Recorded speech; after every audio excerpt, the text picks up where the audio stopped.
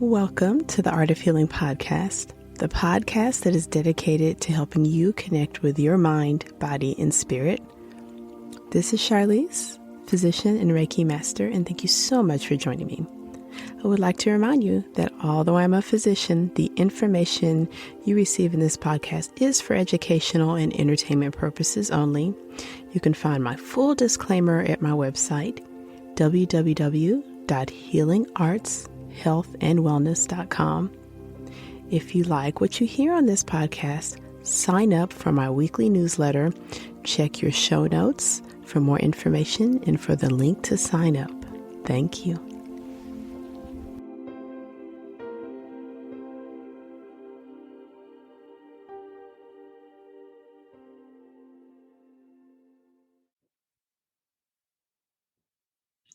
Hello, Art of Healing podcast listeners. Thank you so much for joining me for episode 2. I have my dear friend and health coach with me, Lisa.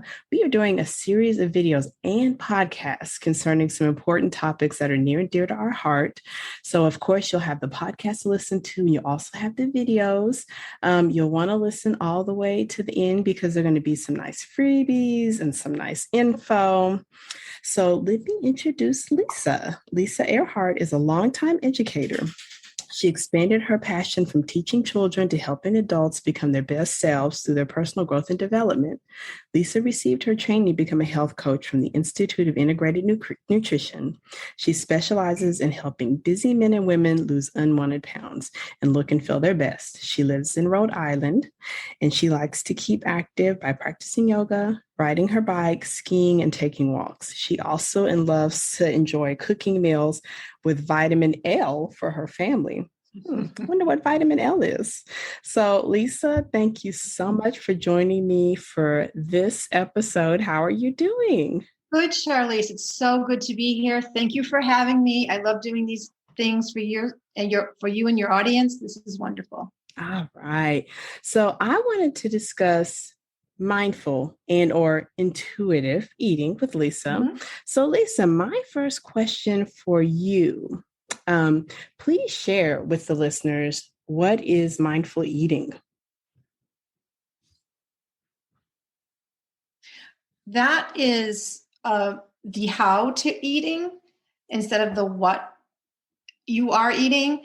It's taking your time and savoring every bite. It's eating without distractions, meaning we don't have our phones near us. We can put that on silent or put our phones and other technology in another room.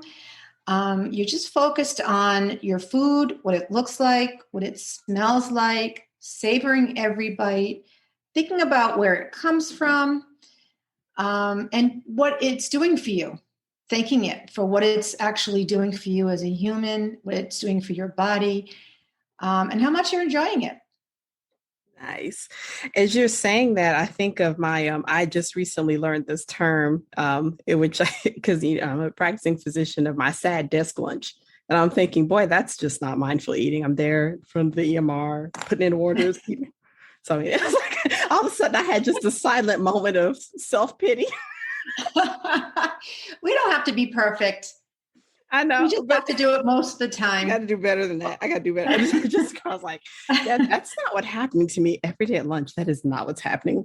So speaking of, how do we know if we're eating mindlessly? What is mindless eating? Yeah, that's what we do when we go to the movies, when we were able to go to the movies, or, when we experienced it, and you buy this big jumbo bag of popcorn and you're watching the movie and it's really good. So your mind is on the movie, not what you're eating.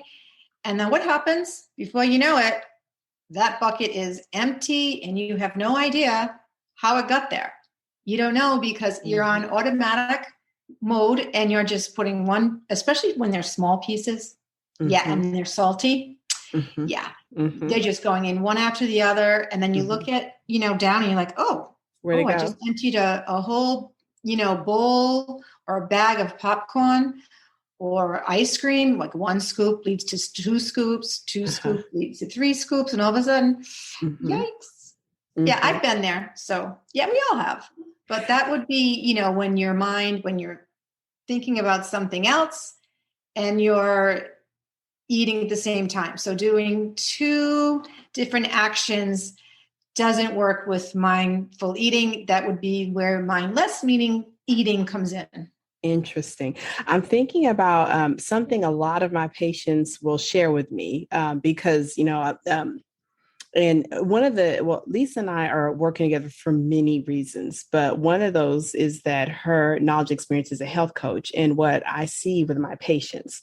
And there's just a huge gap in what I share and what the patients can do because of the setting. But something that a lot of my patients will share with me is that, especially with the pandemic and the change in their work environment and like the desk that they work at, there is a common thing to have sort of, like candy at a desk or candy in a work environment, like that candy you kind of like go for and grab, and they'll tell me it's like I had one patient even tell me like when she's working with the people she supervises that bowl of candy is kind of a soother because if the person's upset, she'll offer them the candy, then she eats it and they're both eating the candy.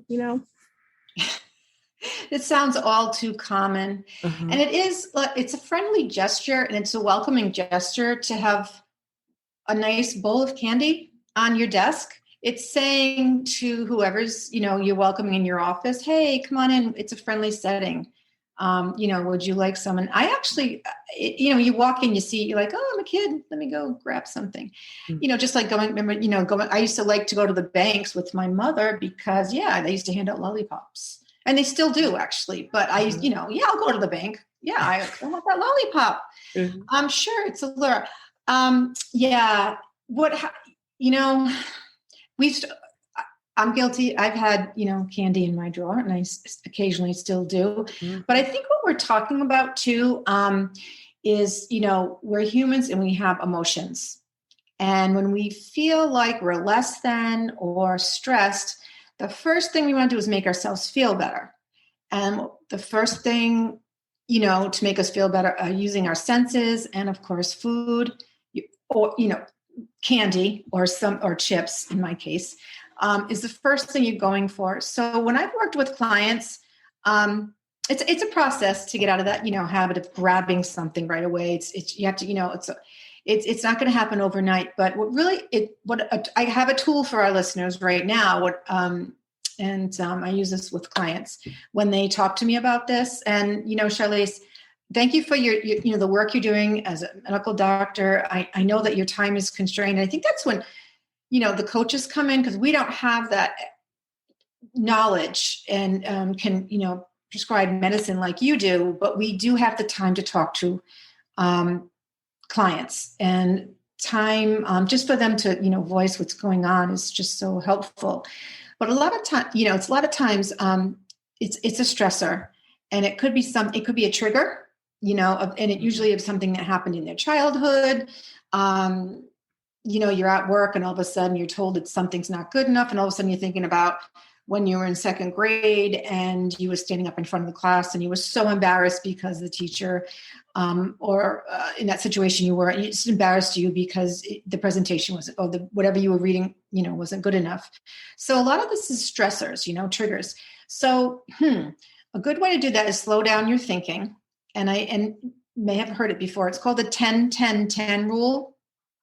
No, I have not. I've not heard that. This is a good little tool. I use it myself too. So whatever you're thinking of, whatever's triggering you to open that cabinet, to grab your snacks, or to go into your drawer and to pull out, a little Hershey's Kiss, instead of, automatically making that stimulus response, stop it and just go, wait a minute.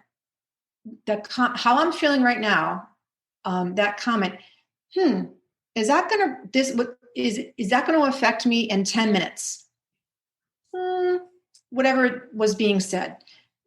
Maybe I was insulted and maybe it's going to stay with me a little longer. 10 minutes. Okay. I'll give myself 10 minutes with it. Will it affect me in 10 days? No. I can't remember what I did yesterday.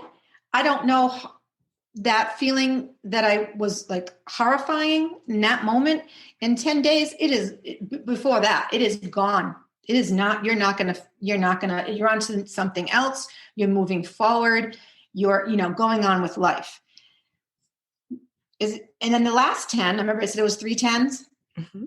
Maybe something will affect you because you have to present something in 10 days. I'm not sure, but is that going to affect you in 10 months? Think of how different, if you look year to year where you've been, what you thought was, oh my God, such a big deal. Down the line, it's not such a big deal. You made it through. You are amazing human and you've got past it. You went past it. So this is a quick little go-to tool for those who want to just grab that snack. Because it's hard to just have one, right? You want 2 and 3 and 4, is to remember the 10-10-10 rule. Will it affect me in 10 minutes? Will it affect me that thought affect me in 10 days? And will it affect me in 10 months? And usually the answer to all 3 are no. No. Now that is so cool. I have never heard of that. I've never heard the 10-10-10 rule. So will this feeling, this thing affect me in 10 minutes, in 10 days, in 10 months? That's so nifty. Oh my gosh. That is really handy. Thank you for sharing that. Thank you. Oh yeah. It's a great tool to use. I use it in those situations also. Your health coaching, of course, it focuses on getting folks to feel better, but that 10-10-10 rule, that can help people who are trying to struggle with nicotine addiction, with smoking. Oh yeah. That's a super powerful, because the triggers with that are so, they're so severe. So my next question for you is, how do you advise the listeners to tap into the wisdom of their body in order to eat according to what their body needs, or intuitive eating? Yeah, this definitely takes practice. It's not going to be a quick tool like the tool I gave you, the 10-10-10. This definitely correlates with mindful eating. And it's going to take a little time because you have to slow down and listen to your body. And if you're just going from one activity to another, it's going to make it you're eating through meals without, savoring every bite, without going through that mindfulness. It's going to be hard to be in tune with what your body needs. Like it could be happen anytime during the day. It doesn't have to be happening during mealtime. You could wake up, you could be low in iron. You could be, if you're a woman menstruating, and then you just feel like you need you might feel like you need something green, like some spinach, something dark. Don't deny that. Your body knows how to heal. Your body knows what it needs. So that's different. That's not a craving. A craving comes from more of an emotion or a habit. Intuitive eating is more your body, listening to your body, and it's telling you what it needs.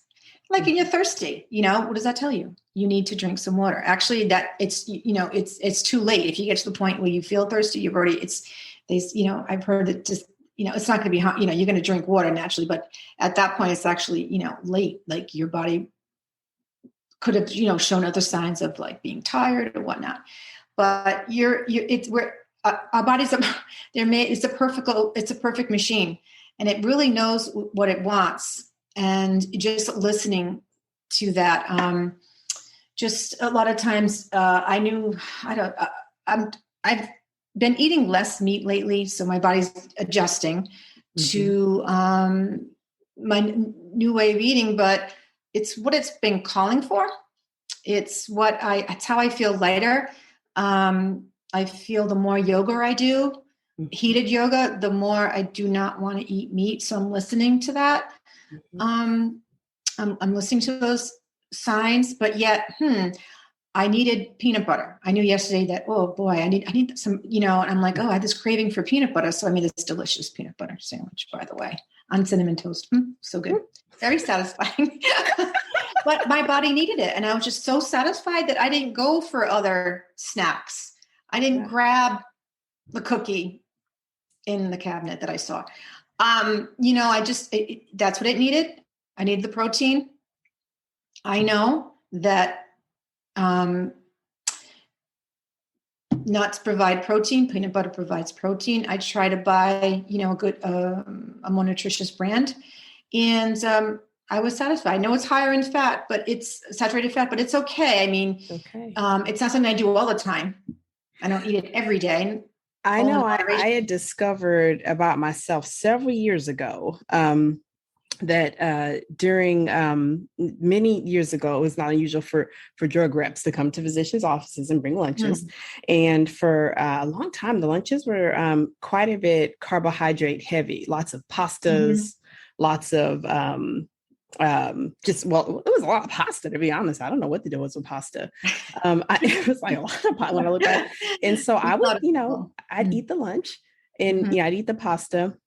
It took me a little bit before I realized, why would I be so done with the world an hour or two after eating that pasta dish at lunch? And once I started to take notice of it, anytime a drug rep, because I thought it was the drug reps making me tired. But I know, like, about an hour or two later, I'm so tired, I'm so sleeping. I had to still see patients. And after some reading and I'm a physician, we don't get that much training on nutrition, really not at all. I figured out I don't need to eat pasta. I could probably I can do a real light lunch and my little noggin stays more awake, so that now I design my lunch to be almost as little carbs. I mean, it may be almost no carbs, not that I don't want them at some point. But if I plan to stay awake, keep seeing patients, now seeing patients with the N95 on my mask, my brain obviously can't take that insulin surge. I can't take that carb load. If I could maybe go lay down, it'd be different, but I'm still seeing patients. So I had to just intuit it for myself. And now that I'm older, I realize that, with a family history of diabetes, do I want to put my body through that? Maybe that would taste really good. And not that I don't do pasta, but that it just is too much during a heavy clinic day. That's, as you were saying, I thought, I did figure out, like I can't do any carbs at lunch. I love how you said you noticed, you took note.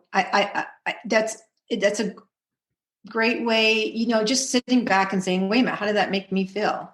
So that leads me into like a food diary, basically, too. You can, if you're, looking to see what foods that really give you energy and some foods that don't, you can, and then so you don't forget, you can keep a diary of what you ate for the week, and then look back and see what you can eat more of, and what are some items that you might want to weed out. Or like you said, pasta in the middle of the day, not so good. Maybe pasta on Sunday afternoon when you can just lay back and enjoy it. I love pasta personally.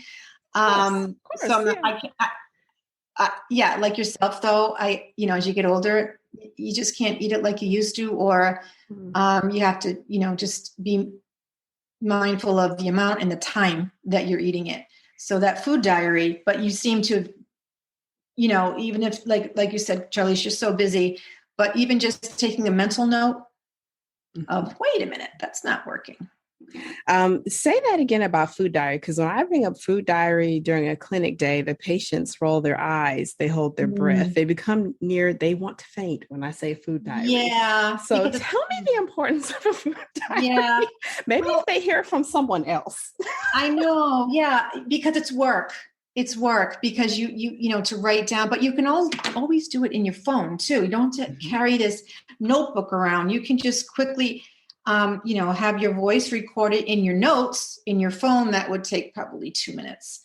And then just, keep track of what you're eating. And you probably don't have to do it for very long before you discover that, wait a minute, this is working and this is not working.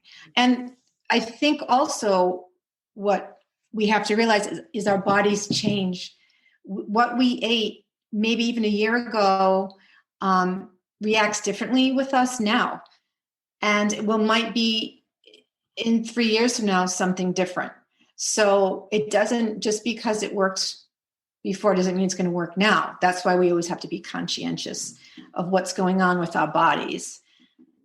Nice. Thank you so much. Because I say it, but which is why I'm so happy working together because so for listeners, because as a physician, I do have to advise people a lot about lifestyle, but it's really have to acknowledge that in a clinical setting where it's rushed, where a lot of information has to be conveyed, it just doesn't work. And that's why it's nice to have someone like Lisa to work with that can walk you through with her perspective and experience why doing this work really, really pays off. So Lisa, can you tell the listeners what your mindfulness eating routine is? What is it that you do? Okay. Well, it gets easier because I've been doing it for some time and I don't look for perfection. There are some days I'll just say, Lisa, you know what? It's just not going to work today. We're just going to, it's just going to be not a good eating day. And I give into it because, you get a flat tire or someone's sick in your family. I mean, we all have days where it's like, oh no, this is just too much. And I'm just going to, whatever I can get in my body right now is going to work. So as long as you're eating 80% of the time, well, that's good. We have to always pat ourselves. You don't have to be perfect. But to get to your point, what helps me is planning. I'm not a super planner. I'm not writing down every little thing that I'm eating, but I will say, like when I'm, busy working, I will pre-make like 3 salads. I know that Monday, Tuesday, Wednesday, I'm going to have a salad. So I pre-make them. I probably don't put the tomatoes in it because they get a little soggy in the cucumbers, but I'll, clean the lettuce, come home for the groceries on the weekend, Saturday, Sunday, clean the vegetables, and then pre-make the salad. So I know Monday, Tuesday, Wednesday, it's all set. That's fresh and that's what I'm going to have. And Thursday or Friday, I'll either make another salad or maybe there's a leftover that I'll spice up or something on Thursday or Friday. I get a little creative on Fridays too. So that's usually Friday has a mind of its own when you're working anyway. Things, at the end of the week and you're feeling good and yeah. But I know that Monday, Tuesday, and Wednesday, that's the deal. I try to keep, meatless Mondays have been very popular. So I said, how can I create some meatless Monday meals? And then that's pretty consistent. Taco Tuesday, I am still working on that. And now you're doing all this and you work full time, correct? Yes. Mm-hmm. And it's not too bad. It's not because it's I sometimes I batch. I can batch cook. When we get into the warmer months, I'm making a lot of soup all at once, and then I can put some in the freezer that I can pull out and have that for lunch. So batch cooking does help. Tons of recipes out there on Pinterest and whatnot. And then I go for the salads because I love the because you can put anything in a salad. You can throw, you can throw leftover chicken on a salad. If you don't have that leftover chicken, a hard-boiled egg. I've gotten this time of year, in the summer, you can just throw fruit on it. The dressings I find dressings can be a culprit. So I stick to, and it's inexpensive, goes a long way. Oil and vinegar, just make sure the oil is a really good, you do have to spend some money on a good extra virgin olive oil. And then just make sure you whisk it, makes it taste a lot better. So you put the oil in first, the vinegar in first, it's a 3-to-1 ratio. And then whisk it really good. It tastes so much better. Oh, I didn't know that. Oh, that's yeah. Cool. And then a little bit, I do a little bit of some pepper and then a little bit of the sea salt. Not a lot, just a little bit because it goes a long way in the dressing. If not, sometimes sprinkle on top, but I'm taking it to work. So nice. Yeah. Nice. So listeners, and I think that this is a good episode you could listen to while you're shopping in the grocery store, because I'm hearing a lot of inspiration about how you can get yourself ready Sunday for the whole week. That Mm-hmm. is so awesome that you get your produce ready, washing it all and getting it ready. And this Mm-hmm. is from someone who's as busy as you Mm-hmm. are. This is someone Yeah. who's in the grind, just like the rest of us. She's working every day. She's teaching every day. Mm-hmm. So she's able to accomplish this. It's nice to hear you describe how to do it. And this sounds really pleasurable. It's not like work. This is so nice to hear. Yeah. Yeah. It gets you ready for your week. You're like, okay, I'm ready. I'm not behind the 8 ball. I'm ready to go. Mm-hmm. And I just like the way nice and neat in my refrigerator. Sometimes the containers are not so much. They could be, I'm looking for this little salad in this big container, but you know what? That doesn't always work out perfectly. But it's fine. But I think, the main tip here is planning. So, listeners, of course, Lisa is a published author. However, she is going to be taking clients. She is taking clients. So, do you mind telling the listeners what your programs look like and what you're offering and what you have going on? Okay, absolutely. Thank you. I work with clients in a 6-month program. And what that program looks like is we meet twice a month, and those are roughly 50 minutes. And we talk about your unique needs, which is wonderful because it's just all about the client. And everyone is different. I can see, 5 different clients and everyone's coming at you at a different angle. There's no one diet, that's going to fit everyone. So it really is about listening to what their needs are and how we can get them from point A to B. And all the, it's your unique goals and it's like a unique blueprint for them. And what it is just gradual changes and that lead up to, these goals. And there's support in between we meet twice a month. But there's support in between. Emails, I'll send out if I see a recipe that's going to work with you, I'll send you out a recipe. Just maybe a little words of encouragement as you go through your day. Things, and if there's ever a question, I'm there for the client to answer the questions to the best of my knowledge and to help support them.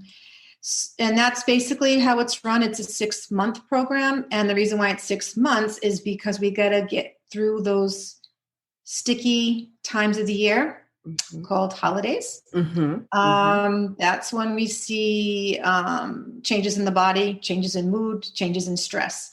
And we have to work our way through those holidays together to make change sustainable. That's the difference between working with a coach and just, following a diet.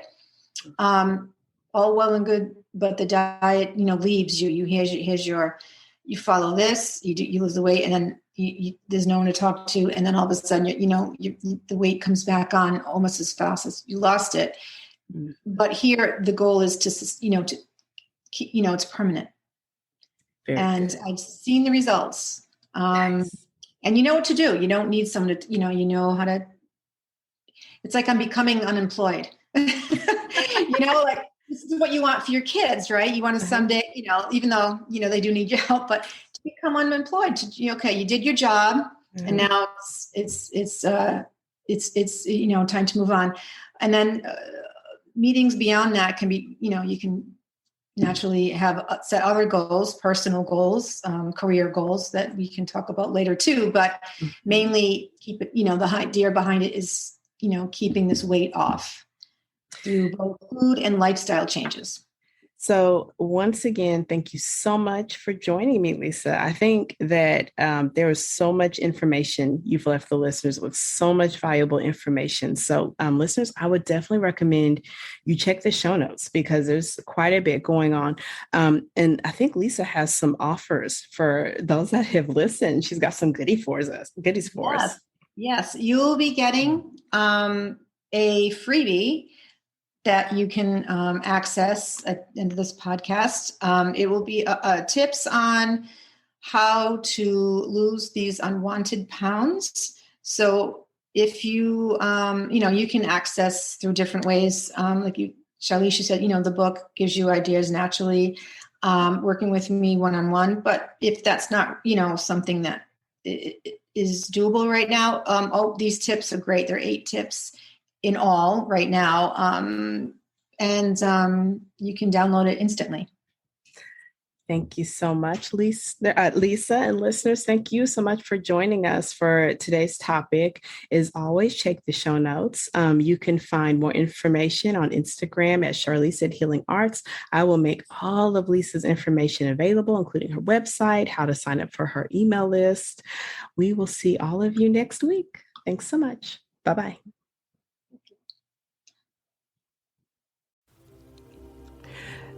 Thank you so much for joining me for this episode of the Art of Healing podcast. Once again, this is Charlize.